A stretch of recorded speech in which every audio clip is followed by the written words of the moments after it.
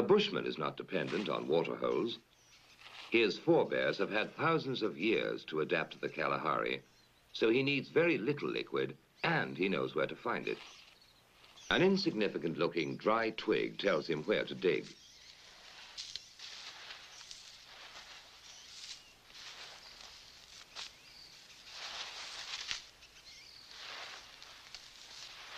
Anyone else would die of thirst in a few days in this treacherous desert that doesn't look like a desert.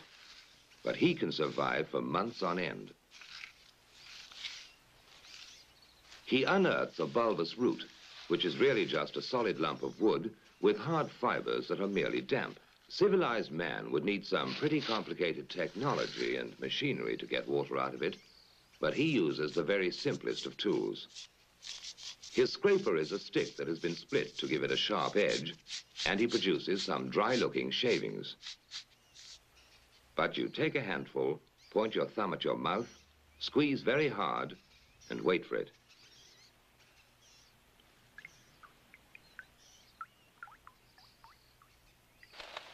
The baboons always have a secret supply of water, and they're not going to tell anybody where it is.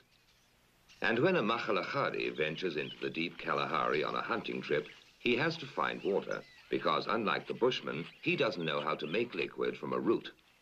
But he has his own way of finding out where the water is.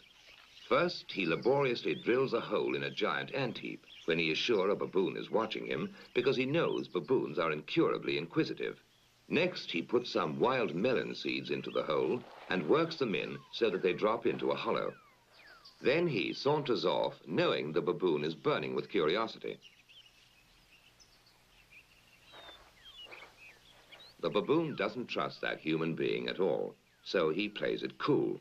But he's dying to know what gives in that confounded hole. Finally, Mr. Inquisitive can't take it any longer. He's got to know what's in there. He reaches in, grabs a fistful, and now his hand's too big to come out. If he had the sense to drop the seed, he could free his hand.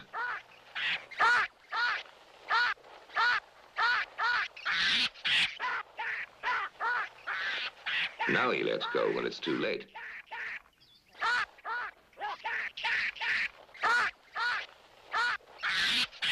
So that was a smart enough way to catch a baboon, but he still has to make him talk. Now he knows that salt is very scarce in this particular area, and that baboon is going to eat those lumps like candy.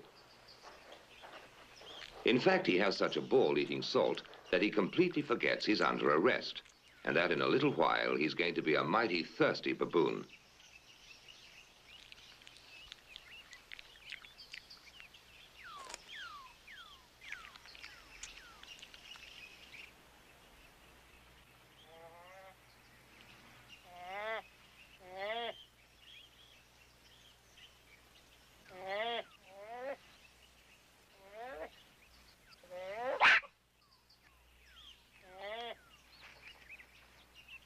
Next morning, the Makhalachadi goes to have a closer look to see whether his prisoner is ready to talk.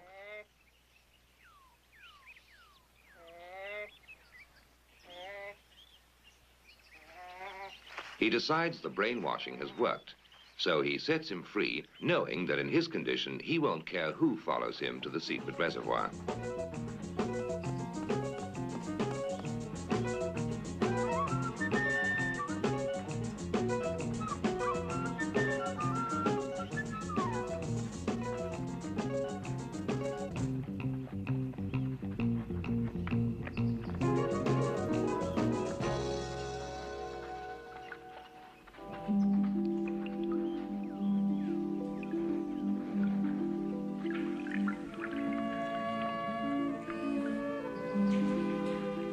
The Makhalachadi has no eyes for the beauty of the setting.